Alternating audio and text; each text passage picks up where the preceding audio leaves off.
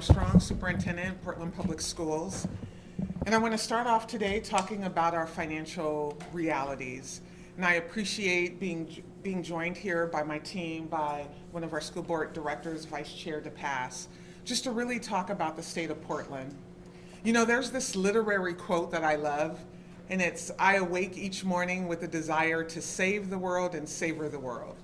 And when I think about that quote, I think about the realities here in Portland. There are so many amazing programs that happen across our schools, whether it is the high quality programming, the instruction, our teachers. We know that our families, that our community love to send kiddos and support the public schools. And then we also know that we want to savor all of that. But we also know that we're in a situation where we need to save Portland Public Schools from some of the financial impacts that are happening across our city, across the state, and across the nation. In our current financial realities is that we are currently facing a 20 million deficit for this year. Now, we have done some strategies to reduce that number down to about 14 million, and we are continuing to look for ways to close the gap for this academic year. You know, I tell people often when they ask, like, how did you get in this situation? Or, you know, tell us more about that. And I say, you know, I entered this system a year and a half ago. So imagine walking into a school system that is close to $1 billion in general fund with all of the planned expenses, the revenue addressing all of the planned expenses, and no savings, if you will, or a fund balance set at 5% that must stay at 5%, right? So that means that any unforeseen expenditure, any emergency situation, any disaster, then we need to pull from a planned expense to address that need. That's been our reality for the last couple of years.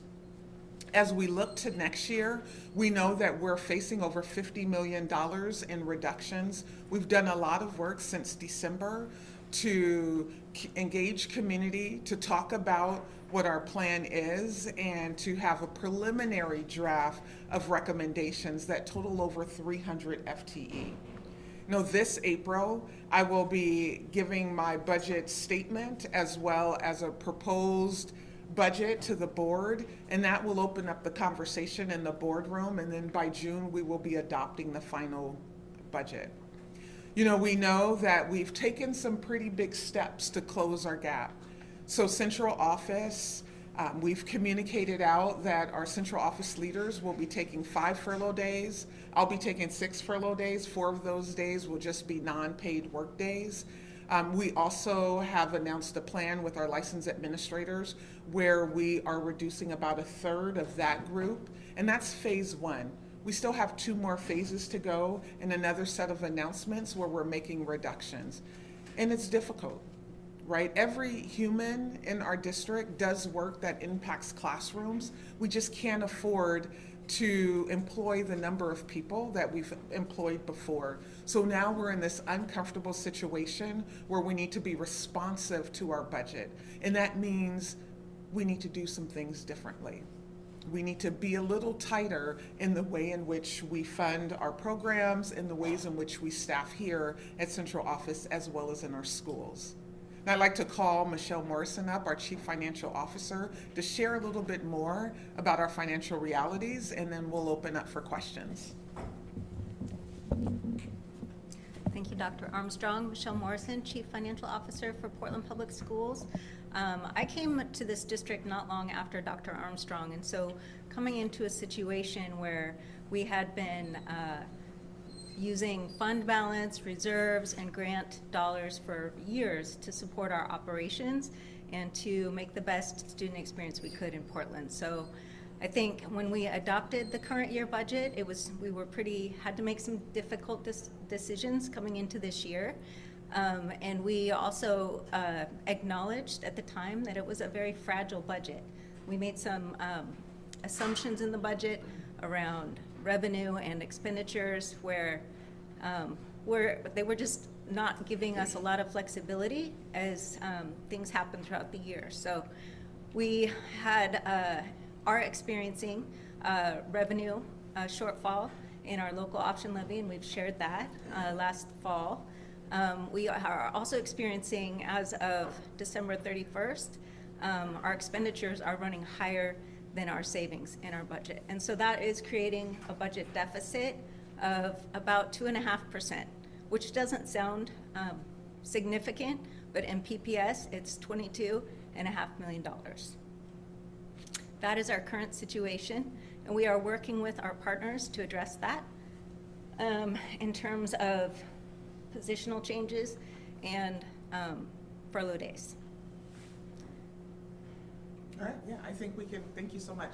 Thank you for that. I think we can open for questions. We have a team of people here to respond. Yes? Ted Knapp with K2. Why did it take this long? We're in March right now, and to figure out you're in a $20 million deficit for this year. Yeah.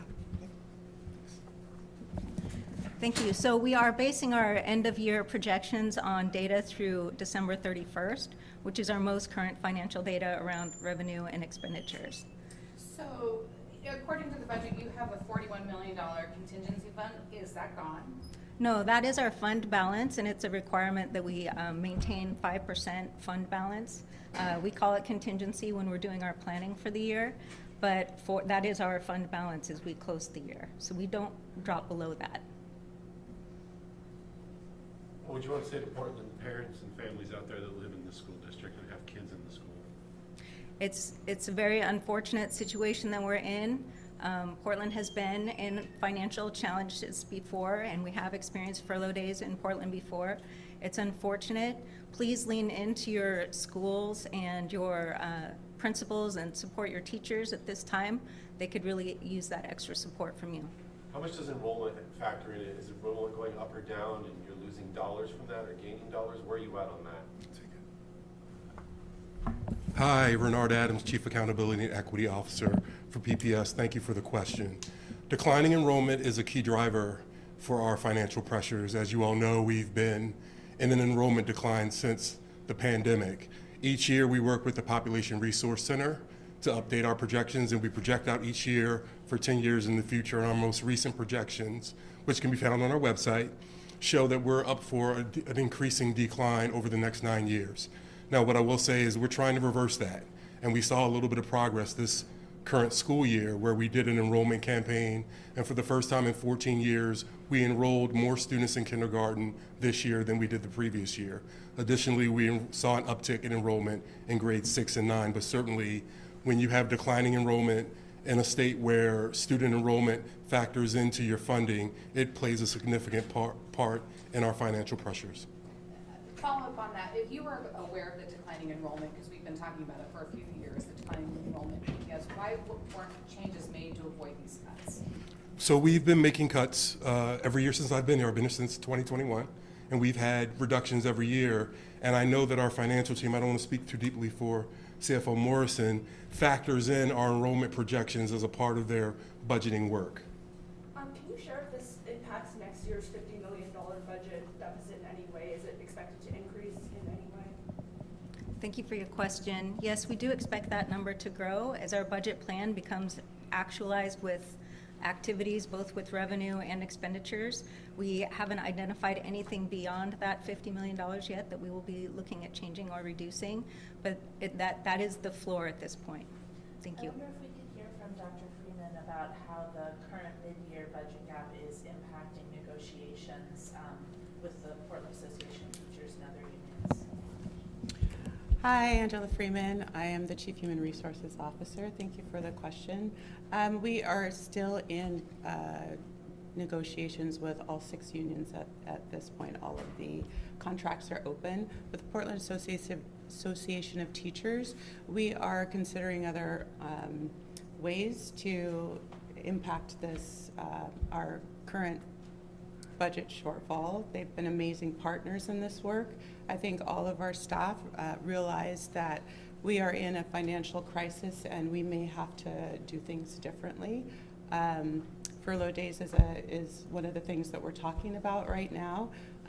No final decisions have been made, and we are looking to hear from them and us to see how how the impacts of possibly delaying school or closing school or impacting planning days for teachers will impact our community. So we really are working together on that, but no decisions have been made. Dr. Freeman, can you clarify whether the district has requested that the 4 furlough days that the Oregonian reported over the weekend include grading days and professional development days, or are they all instructional days?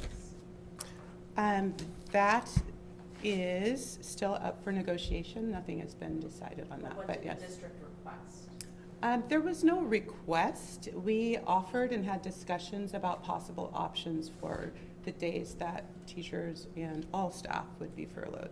Any decision that we make about shutting down schools impacts not only teachers, but our hourly wage earners. So our ATU and our SEIU, our custodians, our cafeteria workers. When students aren't in schools, they don't get paid. So we really have to take into account, gosh, what is happening? Sorry. We have to take into account the impact of the decisions that we make on all of our staff, not just teachers. Certainly, but Yeah. grading days, those hourly folks aren't paid, right? Just so that I'm clear. That's because correct, they're yeah. not working. Mhm. So you Absolutely. can't say whether the district has said they would prefer potential furlough days to be on grading days and professional development days. What I have said to PAT is that we will always try to put our students in front of teachers as much as we possibly can. That's always going to be our preference.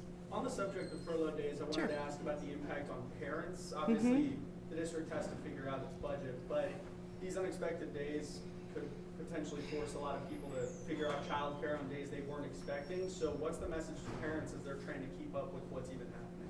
Yeah, we are trying to prioritize students' relationships with teachers, having students and instructional time be a priority, while trying to balance our hardworking staff and making sure that they are getting time to plan, that they are getting time to prepare to welcome students and give the best that they can in front of those kiddos.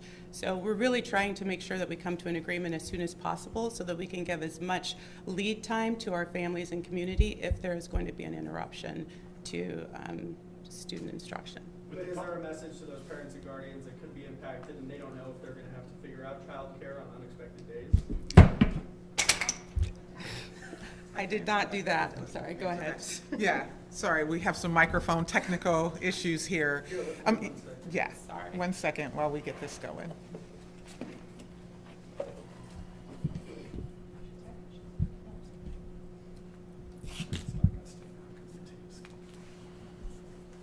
That's okay, there we go. There's another.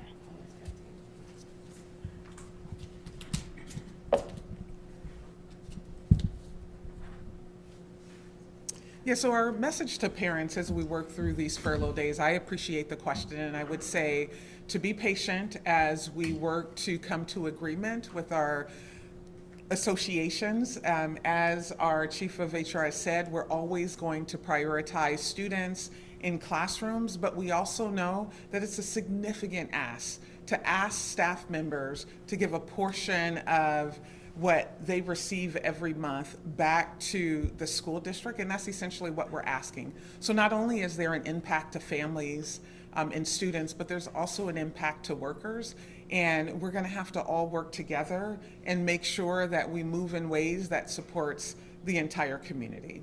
Are the furlough days, is that just for the central office, or is that also including like everybody at PPS school, like all teachers, 1? And then 2, can you specify more about the other reductions that we could see in jobs, and like what exactly are those roles coming from?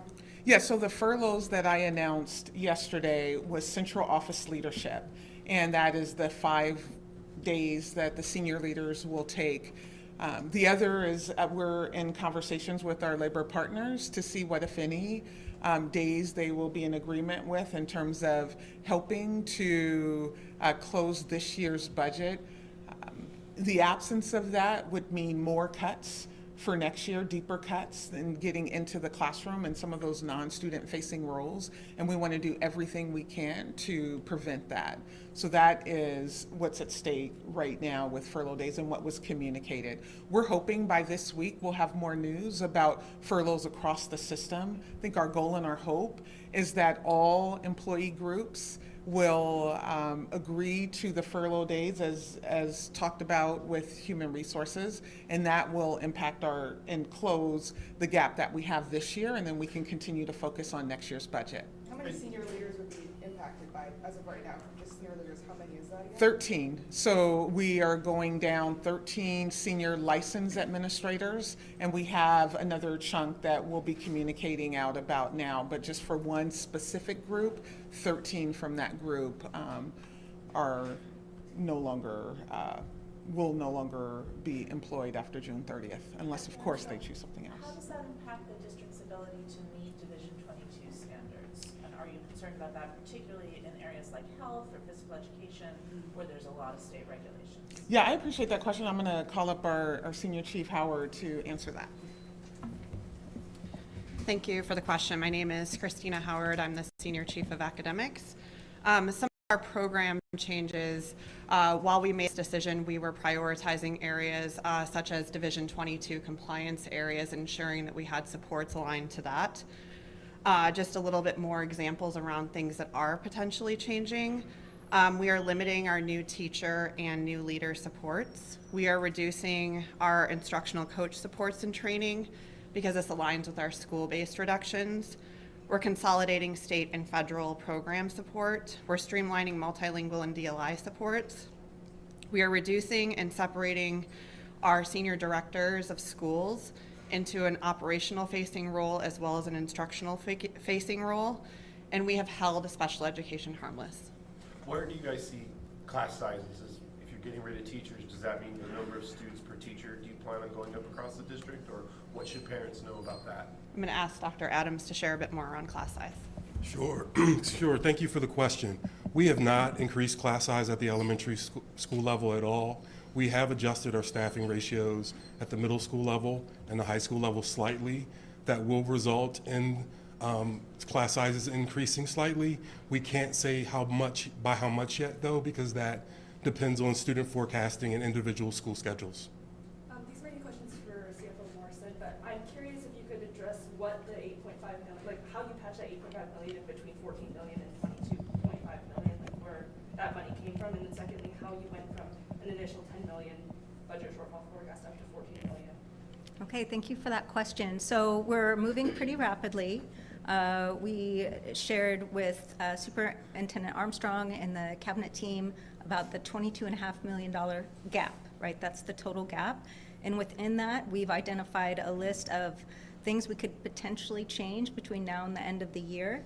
And as we analyze those, we decide how practical they are, what actual savings would be, what would occur if we did those things. And so that's why that number is shifting around a little bit. As we were visiting with our labor partners, we shared how much per day a furlough would save across the district. And then we talked to them about different number of days. And so I'm not gonna share any more about those conversations, but that's kind of where that number is moving. It's all within that original gap of $22.5 million. Can you share any specific examples as to where the 8.5 million is being pulled from? Yeah, I think we're looking at controlling more discretionary spending. For example, overtime, discretionary use of substitutes, taking a careful look at our transportation and maintenance costs. Really, those were a couple of areas that are higher than budgeted this year. And so really just pulling back on those things when we can. Ensuring that all of our hiring is necessary, even in the schools, between now and the end of the year. So I think those are several things that we haven't implemented as controls as of yet, but we have estimated that they will save that much. Superintendent Armstrong, last time we were here, you had a call for the legislature not to pass any more unfunded mandates for the school district. The legislative session just ended on Sunday. Did you get your wish, or are there more financial strains coming from the state level to the schools? Yeah, and I have Chief Kafori that would love to answer, and I want to come back and follow up on just an example of just thinking of our financial realities. Transportation in Portland Public Schools is about a $50 million cost. So we're reimbursed about 70% from the state for the transportation of students. We're not reimbursed when a bus needs repair, when there are just replacements or things like that. And so we've noticed that the cost for transportation has run about $5 million higher so far this year, right? And so we're responding appropriately to figure out, like, is it bus failure? Is it the technical part where we don't get reimbursed? Or is it the miles driven for students, and then we can count that as revenue? And how might we address that next year? Because if we're transporting kids, most of the time it is mandated because of whether it's homeless, students with IEPs, or just for elementary programming, right? And so that's one of the things that we grapple with, that we have to make adjustments to. But for the legislator, I'm going to call up Chief Kafori to answer. Thank you, Dr. Armstrong. Deborah Kafori, Chief of Staff. We were pleased that the legislature did not offer up any additional unfunded mandates during this short session. However, noted they did not address any of the areas that we had asked them to, that we asked for them from last session too. And that includes making the PERS, our PERS accountability, more predictable. Right now, we did not mention that this current school year, we were handed last November a $32 million bill that we had no way to prepare for.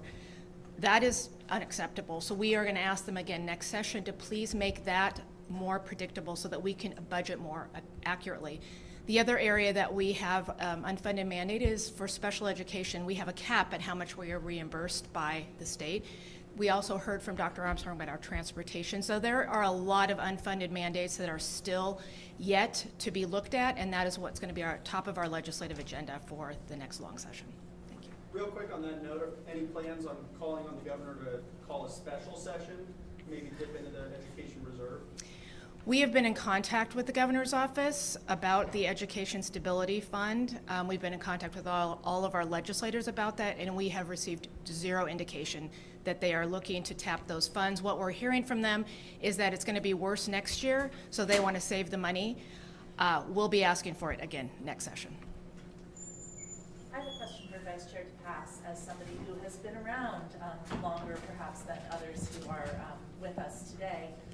We heard Dr. Armstrong talk, or I'm sorry, CFO Morrison talk about past decisions to backfill the budget with one-time grant funding like ESSER dollars, or to spend down reserves. In retrospect, do you think that was a mistake? Well, so we had one-time funds that are exhausted, and we have a contingency that allows for a 5% fund balance and not to go below that. And we, in some years past, have talked about dipping below that, and it affects our credit rating, and it puts us in a very vulnerable position to dip into that. So we're capped at that 5% contingency. No, I understand, but I'm saying, like, in previous years when you were on the board, for example, the decision was made to draw down those contingency funds to 5%. It used to be more like around 12%, right? So I'm asking if you think that was the right course of action, or if it's simply pushed off the inevitable. That's a great question. Thanks for that question. Again, we can't go below 5%, and I think since I've been on the board, it was at 7%. 7%? Or no, it was higher than that? Okay. In retrospect, I think that we made the best decisions we could make at the time. We were addressing the issues in front of us at the day, and like much of other publicly funded, organizations, we are at the point where we are, in a position where we need to make drastic, decisions. With the budget deficit, does this mean, or do we know yet if any schools will close? So actually, tonight is the board meeting where we're going to have the conversation on getting into the details of our closure process. I know our board will give direction as we think about what their guiding principles will be from the board.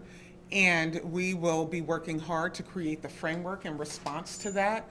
I anticipate presenting the board with a list of schools for closure in November, for board action in December, and then notification out to community by January of this upcoming year. So no school closures this coming academic year, but we are anticipating that there will be some closures. And I know many of you may know that it's not like millions of dollars that are saved from closing a school, but the opportunity to optimize school communities and make sure that our schools are well resourced and that we're able to provide things for all of our schools in a way that responds to the needs of the students. Can you tell us how many schools or what schools are on that list? Yeah, we don't have that, so that the guiding principles and the framework will help deliver, right? There's lots of questions. I know you all see all across Portland, we have new housing going up, multi-family housing unit. So, you know, where are those being constructed, and will that impact enrollment? We also know that we have a list of schools that have serious seismic concerns should we experience an earthquake. And so all of those details will be factored in when we look at this framework and list out the schools. So I don't know. The list could be 5 to 10 schools maybe. I think we're going to go as far as we can with the details that we have from the board on guiding principles and using the framework to make that a deciding factor. What would you want the people of Portland to know? If you have to close more schools, and you mentioned earlier transportation costs are already high, you have to bus students further to get them to a school because you closed one, is that even solving this gap at all, or is that just creating a new gap? Yeah, we anticipate that there'll be some savings, but as I said before, closing schools isn't like a significant savings where we're getting $5 to $6 million. I think where the savings is the optimizing of those school communities. We have elementary schools. Our smallest elementary school has 160 students. Our largest elementary has 562. So if you notice, the difference between those two is pretty significant. And that's as of last week. Those numbers are always changing, but that's what we respond to. You're looking at the numbers every day. What is the one thing you wish everybody in the public got to see that you did that would help them understand? The one thing that I wish that community could see is that we are trying to solve a problem with no reserves available. Right? We have revenue coming in, we've planned expenditures based on that revenue, and we've had significant emergencies. We have complex legal cases going on. We don't know what those final law bills will be that is beyond the legal office here in Portland. We've had 7 emergency declarations for building failures. We weren't able to bill insurance for those things. We had to access funds from another budget to be able to cover the costs because there's nowhere else to grab. And then I will say that as we know that there is a tremendous amount of need across this urban city. And so when we hear from schools and from classrooms that staffing is needed, we allocate that staffing. But again, we don't have this magical account where we're pulling those funds to address. And so what people hear is like, oh my goodness, there's a mid-year gap. The sky is falling. There's some things that are happening that isn't going as planned. It's like, well, right, we're operating with funds that we don't have available because of the fund balance being locked at 5%. What I know our plan is in the future is while we're making these reductions in a structural way, not just one-time reductions, we need to build back up a fund balance so that we can address the emergencies that happen. That's the only way to be good stewards of the public dollars that we receive, and that's our priority. We have time for one more question, and then we're going to close out with a statement from Dr. Armstrong. So just one You've more said that declining enrollment is a driving factor for this big budget deficit, and as families hear about what's going on now and hear that next year's looking worse, what's your message to families that are hearing about all this and questioning whether or not they want to keep their students in the district? Yeah, I appreciate that. You know what? Our schools continue to be beautiful, brilliant places to send kids to. Our teachers are strong, they're experienced, they love the kids in their classroom, and they're working really hard to make sure that we continue to have high quality teaching and learning happening in all of those spaces. We won't compromise that. Now, some of the things that we were able to do before, the ways in which we intervened, the ways in which we were able to do some support with some resources will change. And we will continue to fight for resources so that we can have those classrooms be all that they're meant to be. And I mean, I will just say, when you think across the city of some of the things that impact us, right? We think of, you know, we have families that are fighting addiction, that is fighting homelessness, that's fighting food insecurity. Those children of those families arrive in our classrooms every day. We have to respond for every single one of our students, and that takes resources. That's beyond teaching and learning. And I think, is that a student? I want to make sure that we get a student question. I saw your hand. Yes. I just had a question for Financial Officer Morrison. Sure. In response to the large reductions we're going to see in the next couple of years, the response that you said we've been cutting down on discretionary spending and focusing on necessary hiring. Could you maybe give me an example of what would be unnecessary hiring in these types of situations, or maybe has been in the past? Yeah, certainly. So for over the last year, we've been really cautious in our hiring for central office. Any non-student facing position goes on, if someone leaves the district, we put that position on a list and evaluate it very carefully before we post and before we hire, to make sure that those resources, again, are saved so that we can keep them for student facing positions. I think at this time of year, we're not too far away from, even the end of the school year. And so for teachers that leave us at this time, we have an agreement with our labor partner about how and when we can but use substitutes to the end of the year before automatically refilling a position. And we've already worked on our staffing for schools next year. And so I think it's important to know that, you know, that plan has already been in place. Any discretionary spending, we're monitoring very carefully. Thank you for being here. I think I'll just close out by saying that we will continue to bring information to our community early and often. We are committed to being good stewards of the public dollars that we receive, and that we will continue to advocate for adequately funding public schools so that we're able to meet the needs of our diverse, brilliant, and beautiful community. It's going to take all of us. Right? Portland Public Schools, we're not on an island in what we're seeing happening across this state. And it is going to take all of us in prioritizing what it means to fund schools and fund schools in a way where our students continue to thrive. Appreciate you all being here, and we look forward to the next update. Thank you.